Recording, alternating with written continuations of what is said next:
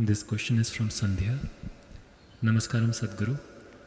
One of the leading actors for Hindi films today took his own life. I am really shocked by this.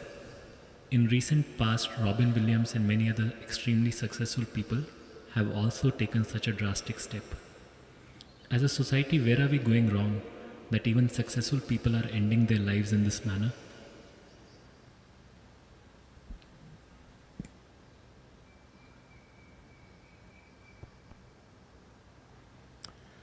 Well, every year, 800,000 people are committing suicide. This is many times more than the number of people murdered and those who die in wars, many times more.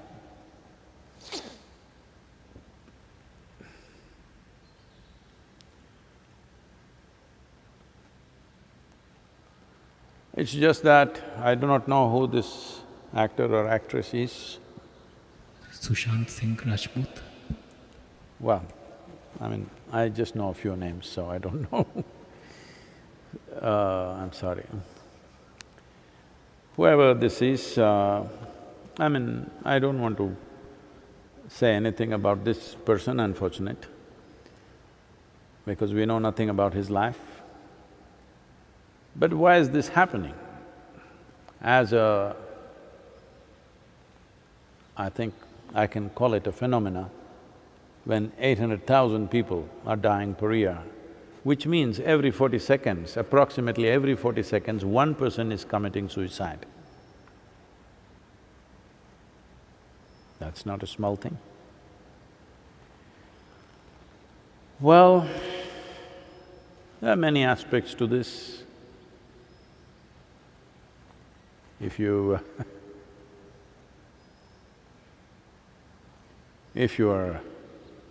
because people right now, if they've lost somebody who is dear to them or who they look up to, now they are in emotional state, they will not look at it as it should be.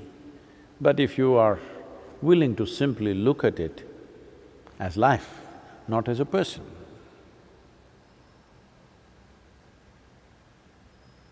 one of the most fundamental reasons for collapse of an individual human being, which may end in suicide or may end in a depressed state or may end in some other kind of ailment, that is subject to various aspects, but essentially a collapse. Life did not collapse.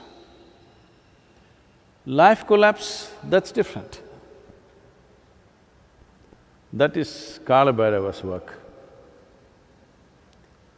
You want to take his job, you want to go ahead of him and do it yourself. Well, this needs to be treated with compassion, I know that very well. It's not that I have no compassion, it is a sensitive matter. But I want you to look at it simply the way it is, because if you want to grasp what it is, otherwise, when somebody commits suicide or when somebody dies, you get emotional, you think this is the end of the world. After 3 days, you will go back to your normal life and everything will go on and you'll forget about it. And once again, when somebody dies, again the same emotions, same struggles and again go back to the same square one. So it's time that you look at it just as life, not as a person. Especially not as a person that was near to you or dear to you or someone that you loved. Don't look at it that way, just as life. Why does a life do this?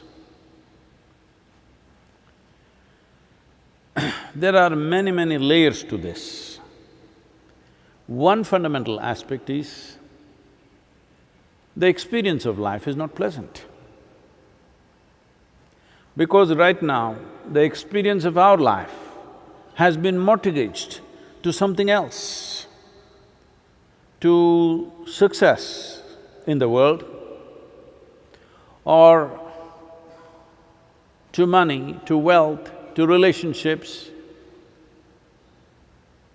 just so many things, mortgaged to so many things. If the market collapses, people will commit suicide. If a love affair collapses, somebody will commit suicide. If they lose their wealth, they will commit suicide. Because what you call as a human being, unfortunately, is a collage of all these things. My money, my home, my family, my relationships, my job, and my position, my fame, my name, all this collage. Well, this means… a collage means a loosely put together pieces. Anytime it can collapse. If one part of the picture somebody burns it out, it'll collapse. Well, many questions will come up, I know in a brief time I won't be able to cover all these aspects. I think, we have covered this in the death book to an extent of elaborateness where I will not make enemies with people. Yes, because most of the humanity is not willing to look at life straight in the eye. They want drama. So, to the point that it is possible to present in the public space, we've gone that place and a little more with that book about suicide and all these aspects. To put it very simply, there is life. Life means not things that happen in your life. Life is not a drama that's happening around you. Life is a fundamental thing that's happening within you. This life runs on the basis of certain principles and laws of its own. And now, there is a world around you, a society. It runs on its own crazy principles, which is fluid and changing all the time. Today, if you do one thing, people will clap their hands for the same thing. 100 years later, they will pull you down. Well, right now, there is a movement going on. All these races, at one time, they were celebrated, they were great leaders. They were great leaders. People thought, this is not one or two people, I want you to understand. Today, it is being made out like this, one person was a racist. One person was not a racist, the entire society was. One person killed more, captured more, enslaved more, so he was a hero, that's why we put up his statue. In the given society, he was a great hero. Because a racist means he is against somebody but serves somebody else. If I rob you and give it to this person is happy, he thinks I'm a wonderful guy. It's called a Robin Hood, you know. So, when people went and stole wealth from other nations, people at home clapped their hands and said, this is wonderful. That was not enough, stealing their wealth. We stole people and brought them. People said, this is great, these guys will work for free. People said, it's great, please understand, it's not that one guy, not that one slave trader, it is the entire society which enjoyed the fruits of slavery, no question about it. We can't escape that. So similarly, in a society, in any given society, this is not a commentary about any particular person or a particular society. In every society, there is something like this. Some are absolutely unbearable levels, others are manageable levels, but in every society, there is something like this. This happened to me very young. When I was 10, 11 maybe, by the age of 11 and a half, well, I start looking at life in terms of what is justice, what is injustice. I found my father very unjust. I found my mother very unjust. I found my sisters and my brother very unjust. I found the political system very unjust. I found the social situation very unjust. I saw the global situation very unjust. Everything looked like injustice to me. As I saw injustice in everything, I got slowly angry. No wonder, today happens to be Che's birthday. Oh, I got there without even knowing about it. So, Che Guevara became a big inspiration. I want to join armed struggle because all the unjust people I want to kill. All those people who are spreading injustice in the world, you want to kill.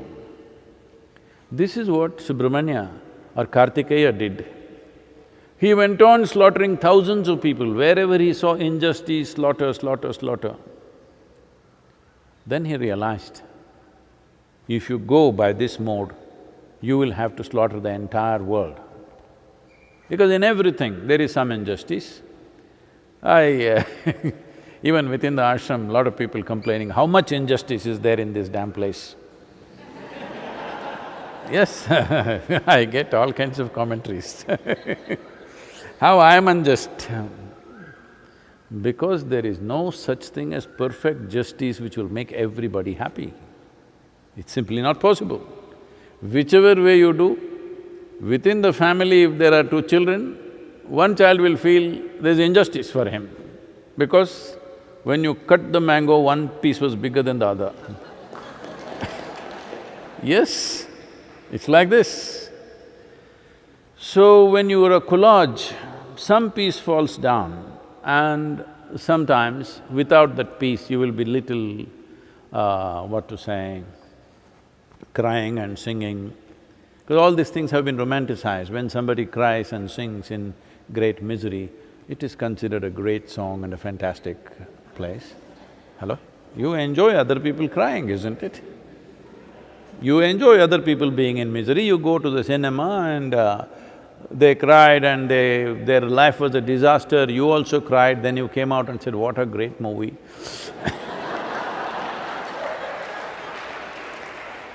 No, I'm not commenting about the art form, but I'm saying, you enjoy other people's misery as long as it doesn't touch you. If the same things happen to you cry, but now tears really have bitterness. Now tears have acid, it burns into you. Otherwise, it's all a kind of nice thing.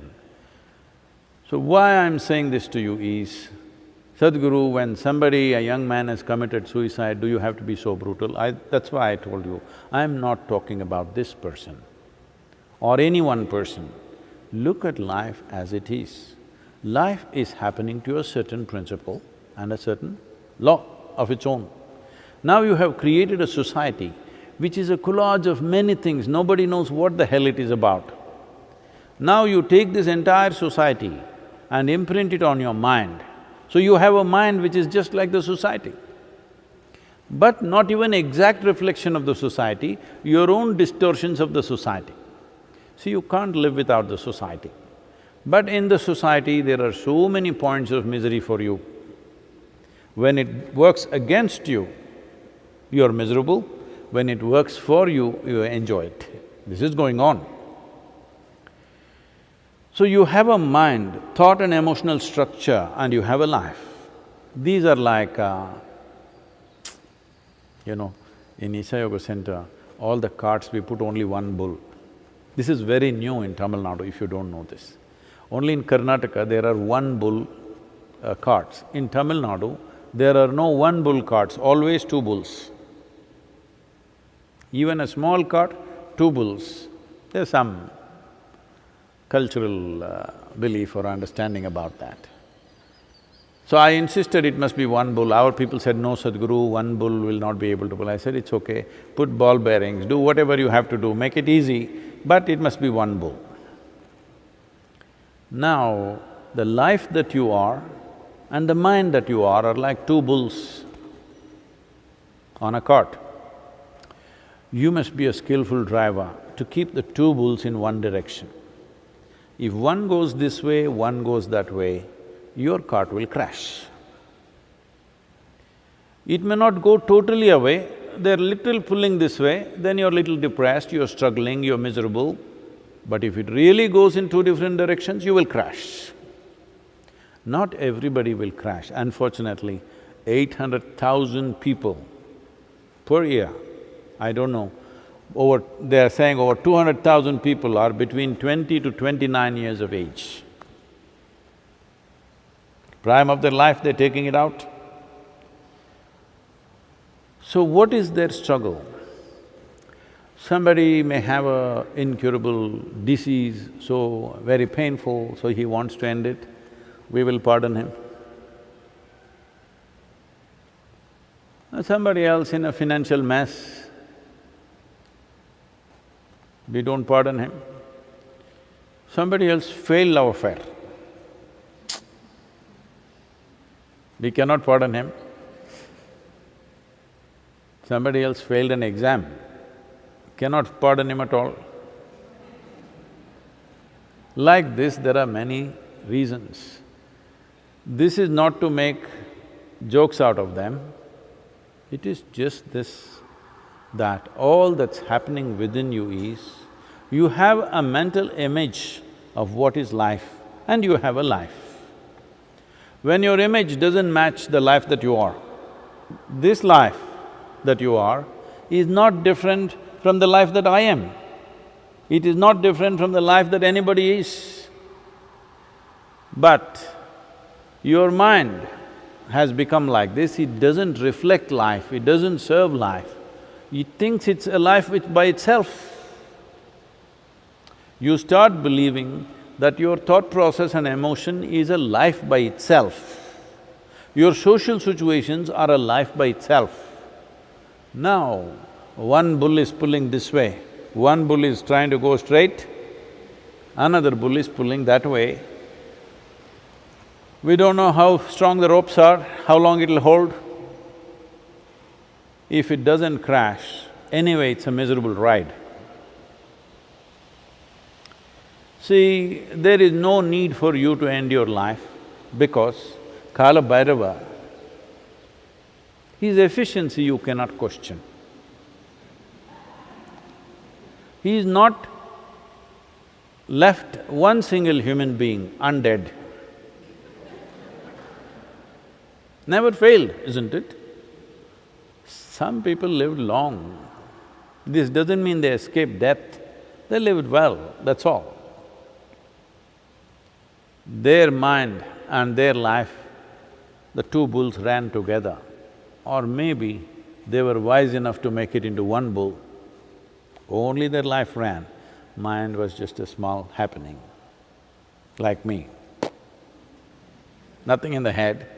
So, no problem, people ask, Sadhguru, will you ever get angry, will you get depressed, will you feel frustrated? Where does that happen? Where does those things happen? I don't know where it happens because that place where it happens generally doesn't exist with me. Once in a way, when I sit like this, I need a mind, so I bring it back. Otherwise, it doesn't exist. There is… well, does frustration happen in my little finger? It is hurting a bit, but frustration doesn't happen in the little finger. But looking at the little finger, frustration can happen here. Frustration cannot happen in the little finger, frustration cannot happen in your toes, frustration cannot happen in your knees. Frustration happens only in one place. That place, to get rid of that place, it takes lots of work. So right now the best thing to do is, the two bulls must be disciplined enough to ride together. You don't try to make life go with mind, there's no such thing. It runs by itself, that's not even yours. That's not run by you, it's running, this is creation. Your business is to keep the other bull, which is entirely your bull.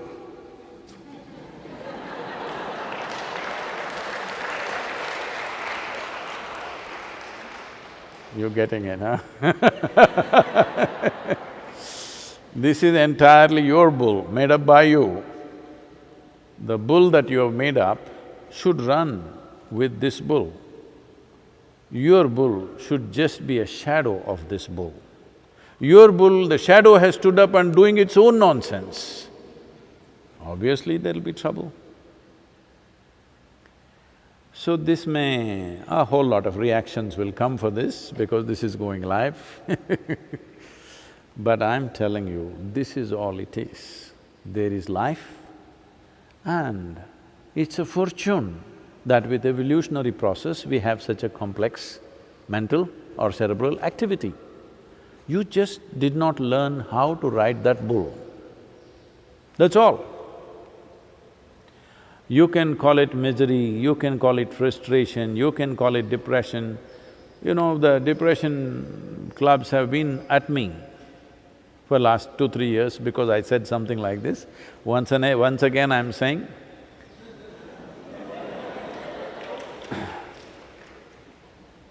this is not to insult them, this is not because I have no empathy for them, this is because there is a way beyond that. When there is a way beyond that, if you do not explore that, it's most unfortunate.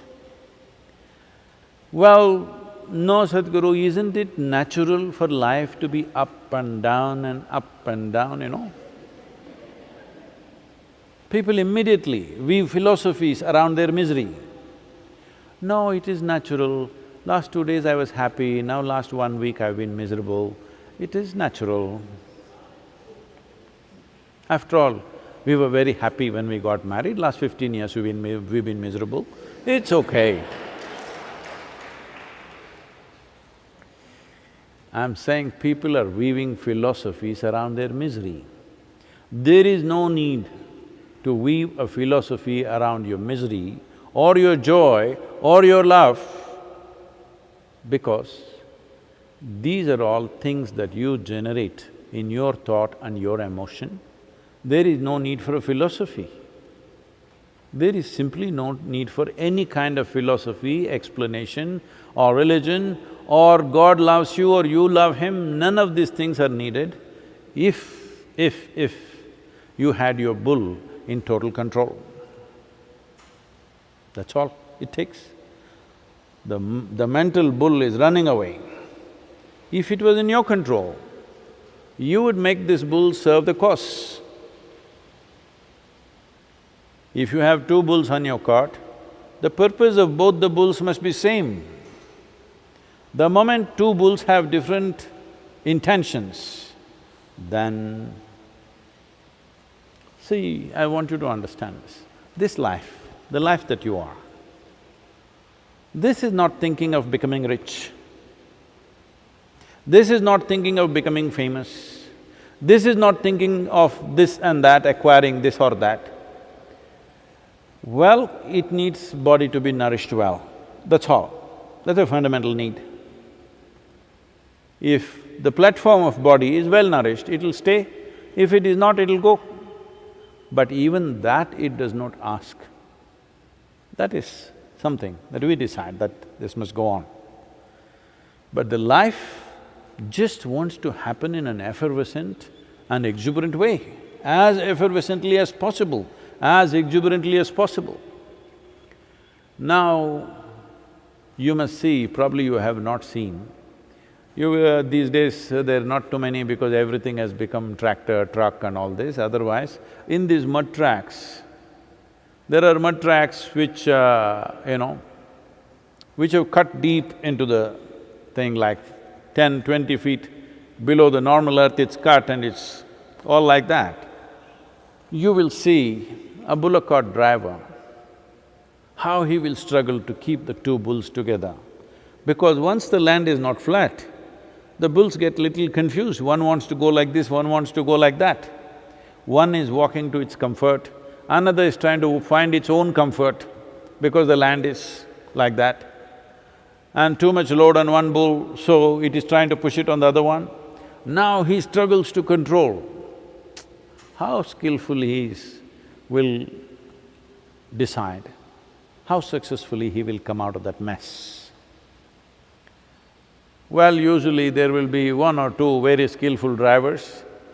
When difficult situations come, they will put their cart that side, walk back and put one cart, the same driver because they clearly know all of them are not equally competent to handle the two bulls in difficult terrain. On flat terrain, everybody rides. On flat terrain, even if it's pulling and pushing, you don't notice because it's going straight. So this is the reason why the purpose and the activity aimed towards self-transformation is the most important activity in a human being's life. Why forever in this culture, spiritual process has been held as the most important and the highest dimension in life is simply because one aspect of it is reality, another aspect is psychological reality. Even to make out the distinction between the two, it needs some work. Otherwise, you are thinking the bull that you have made up is a reality by itself. The bull that you make up, especially the bull that you have made up, should be completely in your control, isn't it? Creation's bull, not totally in our control, we leave it to Kala Bhairava. But the bull that I made up must be completely in my control. But right now, that is the bull that's going out of control. So in how many ways it will manifest, how many varieties of sufferings that human beings have today, these are all the different ways it will manifest. The suffering can become to such a point that the fundamental reason why you are here is because you're born and you're alive. So the very fundamental becomes unimportant, that your own shadow bull becomes… a shadow becomes more important than the real thing, that's all that's happened.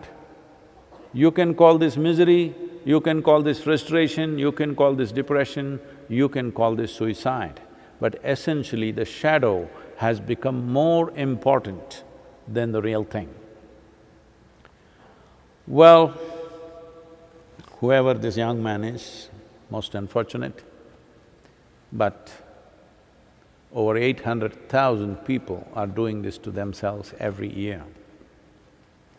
We can't be very proud of having created a great society or a civilization. If genuinely we have created a great civilization, then all sorts of people, all sorts, the strong, the weak, the capable, the incapable, everybody should find a place somewhere. Everybody should at least know within their limited space how to remain peaceful and joyful. This is civilization. Right now, our idea of civilization for the last millennia has been how to go and hack other people to death, grab their things and say we are civilized. When you have such an idea of civilization, internally, many things will go on because you have invested in the collage that you have created. To such an extent, I'm not saying we should not have a social structure, we should not… at any point of time, society will be a perfect collage. No, it will never be. It is just that you can blow your balloon. Your bull, you can make it as big as you want. But you must be able to put it to sleep when you don't want. When what you create, you start thinking is the reality, is existential, when you mistake the psychological for existential, unfortunately, suffering is inevitable. This moment, you may be… I never understood as a child, I always heard this, I'm feeling on top of the world. I would just think, is he on North Pole? As a What is this top of the world? What they mean is, if you pile up all the human beings in a heap, they are right on the top. That's what they mean. They don't mean North Pole. It took me some time to understand this. Whenever people said, I'm on top of the world, I thought… I would imagine maybe they're dancing on North Pole. Because right from a very early age, I was a geography buff. So, it took me some time, these people are imagining every other human being below them That's top of the world. When you have such a dream, suffering is inevitable. Let this be very clear, that this is not… what I'm saying is not a commentary about any one person. This is the nature of your existence. If you come to terms with it, you will know how to manage this, not just manage this, how to make this into a phenomenal possibility, or every day struggling with the two bulls, screaming, yelling. You should see the bullock cart drivers, how they abuse the bulls because they're going in different directions. Bad words and filth, everything they will abuse the bulls. I'm sure they don't understand the bull that you're throwing out, but that is how bitter you're feeling. Today you're seeing in the society, abuse is not only at a given time, sometime, once in a way you lost control and abuse. Daily conversation is abuse. It's becoming like that. This clearly is like a barometer. It is showing what is the level of discrepancy you have between life and the shadow. The discrepancy is so much, if you stand, only thing that comes out is filth from your mouth. Only thing is abuse, abuse, abuse. This is happening around the world. Some people may be picking it up thinking it's fashion, but essentially you need to understand there's such a level of unpleasantness within you, nothing wonderful can come out of you. It's not possible. It is only abuse. So you must understand, once it is moving this way, this 800,000 number may keep on growing. A whole lot of people will start thinking it's not worth living because they have not touched life itself. They're lost in their own bull. Their psychological reality has completely overpowered the life process, the existential process that we call as life. Life is not your doing. You didn't create this. This is a phenomena. If you were part of this phenomena, like the galaxies are, like the wind is, like the water is, without cerebral activity of their own, without individual experience, you would also be fine, floating in the wind. Existence gave you an individual experience, though you're bloody nothing. In this cosmos, you're really nothing. To this nothing, a speck, it gave you an individual experience. You can sit here and experience yourself as a separate entity. In this, there is no word. There is no word for how magnificent and how elaborate a creation it is. In this cosmic space, you are not even a speck of dust, microscopic, not even that. For this kind of a speck, there is an individual experience. And right now, because you have taken this individual experience too seriously and abusing it too much, your miseries, your frustrations, your depressions, unfortunately, suicide is one consequence. But many other people are living far more miserable than the people who actually committed suicide.